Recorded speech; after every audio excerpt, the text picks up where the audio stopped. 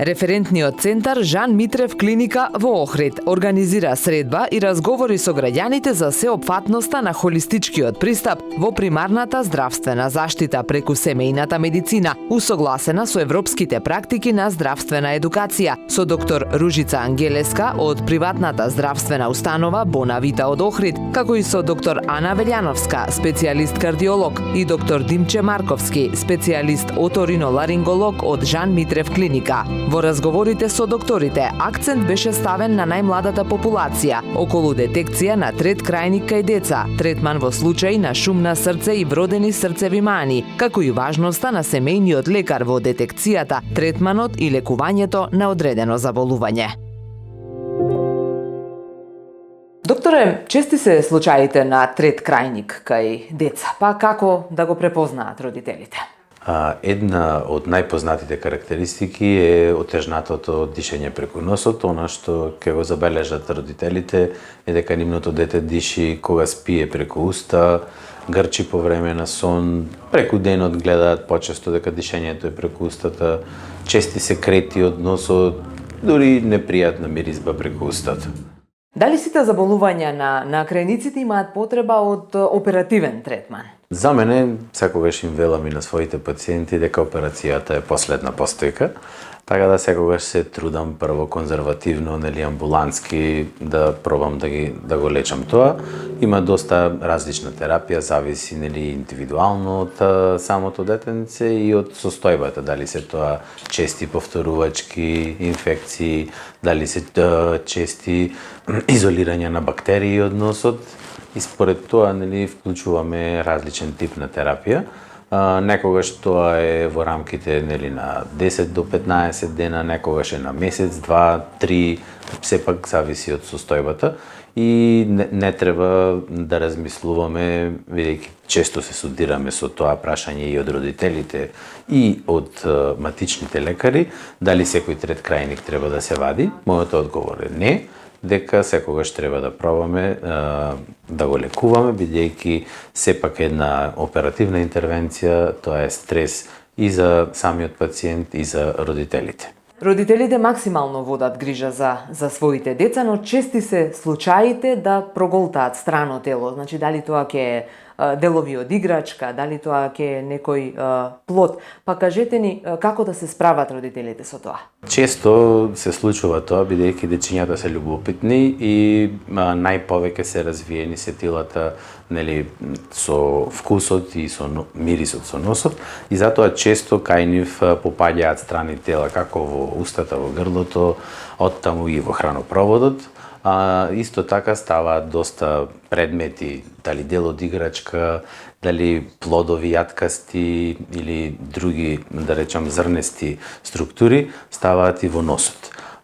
Тоа некогаш треба да ни свети една ламбичка, дека ако имаме тешко дишење на носот и обично ако е тоа само едната ноздра, секогаш да биде погледнато детето од оториноларинголог, за да се види проодноста на носните ходници.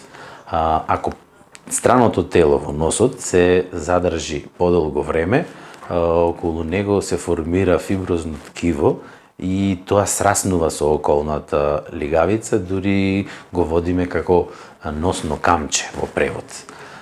Секогаш да имаме во предвид да се исклучи таков момент кога едната ноздра е запушена, да се внимава со дечињата, како што рековте, не дека родителите не внимаваат, но сепак еден апел од мене на дечиња до 6 години да се избегнува давање на јаткасти плодови, како ореви, кикири, лешници, бидејќи често можат да завршат во носната шуплина. Докторке, денеска во фокусот ни се најмладата популација, дечињата, па нешто поврзано со вашиот домен на работа. Кажете ни за случаите на шум на срце кај деца. Какви се третманите? Систолниот или диастолен шум кај децата е битно за проследување и понатамошна диагностика, бидејќи во некои случаи може да значи сериозна срцева мана, за која што ќе треба многу брзо и навреме да се реагира. Затоа соработката помеѓу семејниот доктор и кардиологот и педијатарот кардиологот е од суштинско значење, за понатамошна диагностика. Доколку семејниот доктор утврди постоење на шум кај децата, може слободно да го проследи во нашиот поликлинички диагностички центар Жан Митрев во Битола, каде што јас лично како кардиолог правам дополнителни исследувања доколку е потребно за докажување на некоја болест. Обично тоа се работи најчесто за отворот помеѓу лева и десна предкомора, кај некој дел од децата не се затвора како што треба во првата година, некој се затвора покасно и постои, значи зборуваме за перзистентен форамен овале апертум. Тој се диагностицира во нашиот центар со транскранијален доплер. Доколку тоа го докажеме за точно, го препраќаме детето на повисоко ниво, односно во нашиот клиничката болница Жан Митрев во Скопје за понатамошна евалуација. И уште нешто, вродената срцева мана кај децата, кои се примарните симптоми на кои што родителите треба да изреагираат и да посетат доктор? Вродените срцеви мани кај деца обично се јавуваат одма после раѓањето, така да некои имат и фатален исход во првите неколку месеци. Тоа се потешките пациенти кои што се опфаќаат тетралогија фалот, кои што бараат хитна операција. Имаме исто така и асимптоматски пациенти. Сега обично кај тие дечиња со тек на возраста може да се јават аритмии, значи да се примета дека детето се жали дека срцето брзо и неправилно му работи, брзо се замара, отежнато дишење има. Исто разликата меѓу пулсот, меѓу раката и ногата може да биде различна, што ни укажува на некој тип на вродена срцева мана. Али сепак редовното следење од страна на семејниот лекар и консултацијата со нас, кардиолозите, педијатар кардиолог, е од суштинско значење за детекција на било која вродена срцева мана и за брзо решавање на проблемот. Докторке, вашата приватна здравствена установа Бонавита воспостави соработка со референтниот центар на Жан Митрев клиника во Охрид, па кажете ни во која форма ќе се одвива соработката. Значи, мене ми представува огромна чест и задоволство што ете сум дел од лекарите, матични лекари, кои што започнуваат соработка за доброто на нашите пациенти со референтниот центар на Жан Митрев клиниката за подобро, значи да се воспостави комуникација, било какви информации кои што ќе бидат потребни за нашите пациенти, со тоа што нема да се малтретираат, да патуваат, односно се значи што нив ги интересира, тие ќе го добијат тука во референтниот центар на клиниката Жан Митрев, кај нас во Охрид. Семејните лекари се столбот на здравствената заштита, од вас се почнува, запознаени сте со состојбата на повеќе лица од едно семејство, па кажете ни колку тоа важно за успешноста во третманот и лекувањето. Како што кажавте, значи ние семејните лекари всушност представуваме столбот на здравствената заштита, значи се почнува и завршува со нас.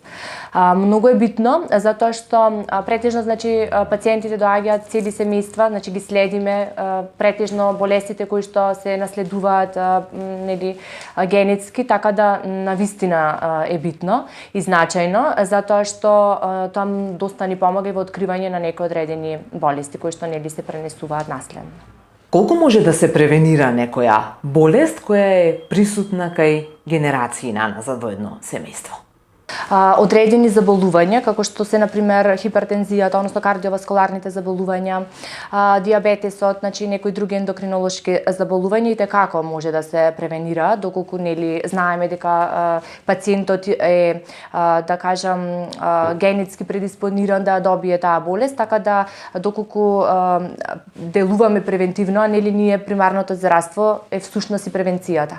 Значи ние треба да ги превенираме одредени здравствени состојби, односно медицински заболувања, за да не дојде до појава на одредена болест која што може да се превенира на тој начин што ќе им даваме совети на пациентите, ќе ги следиме, редовни контроли или доколку пример се јави одредена болест, барем ќе биде во некој ран стадиум каде што ќе може соодветно да се реагира и да нема последици за пациентот.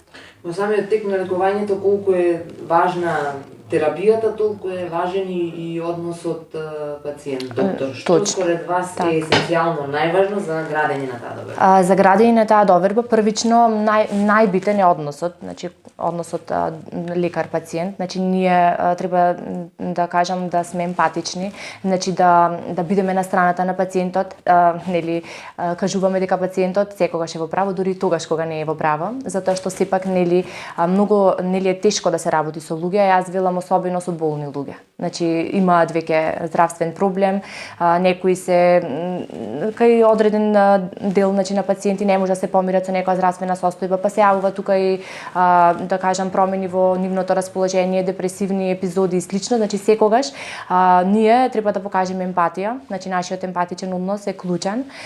Исто така да пациентот да осети дека ние се грижиме за него, дека правиме се од себе, даваме се од себе за да му помогнеме. Денеска во вашата установа се присутни двајца доктори од клиниката Жан Митрев. Веќе воспоставија и некои информативни разговори со вашите пациенти, па кажете ни го понатаму текот на соработката. Јас се надевам дека соработката ќе продолжи понатака, затоа што навистина мислам како за прв пат супер, мислам многу добар впечаток добив јас сигурно и моите пациенти. Сепак значи пак ќе кажам, грижата за нашите пациенти секогаш треба да ни биде на прво место и токму ради тоа започнуваме со оваа соработка со клиниката Жан Митрев за доброто нели на нашите пациенти и за се она што ќе им биде потребно во иднина. Референтниот центар на Жан Митрев клиника останува активен на регионот Охрид, Струга и околината со една единствена цел се за доброто на пациентите. Соработките кои што ги воспоставуваме со лекарите на ова подрачје, особено во примарното здравство, ни е секако многу важно заради тоа што во дел од процедурите и она што го имаме како услуга, треба пациентите да го знаат, но секако дека е потребна и одредена здравствена едукација во она што е значајно за матичните лекари, препознавањето и доблеста кога да се препрати пациентот и во кој временски период. Она што е најважно и што сакам да го упатам овој пат од референтниот центар, ние не ги лекуваме само болестите. Терапијата ги лекува здравствените состојби и заболувањата. Лекарите лекуваат луѓе. Секој пациент мора да знаеме и да имаме на увид дека е личност која што освен оној дел кој има во здравствениот дел проблем и треба да се третира, се друго е здрав капацитет на кој што остануваме да работиме се со една единствена цел. Да ги практицираме сите оние европски позитивни искуства и со еден холистички пристап секогаш во центарот на нашето внимание и во интересот да остане личноста на пациентот. Ортомолот е бренд кој што содржи многу препарати, 13 производи за имунитет, срце, невролошки проблеми, плодност кај мажи, бремени исто така жени. Денес сме на промоција овде во Охрид, кај ПЗУ Бонавита, ПЗУ Етадент, каде што направивме промоција на луѓе, исто да испробаат, да го истестираат, да кажеме, ортомолот каков навистина квалитетен препарат е, па се надеваме на позитивни реакции од луѓето.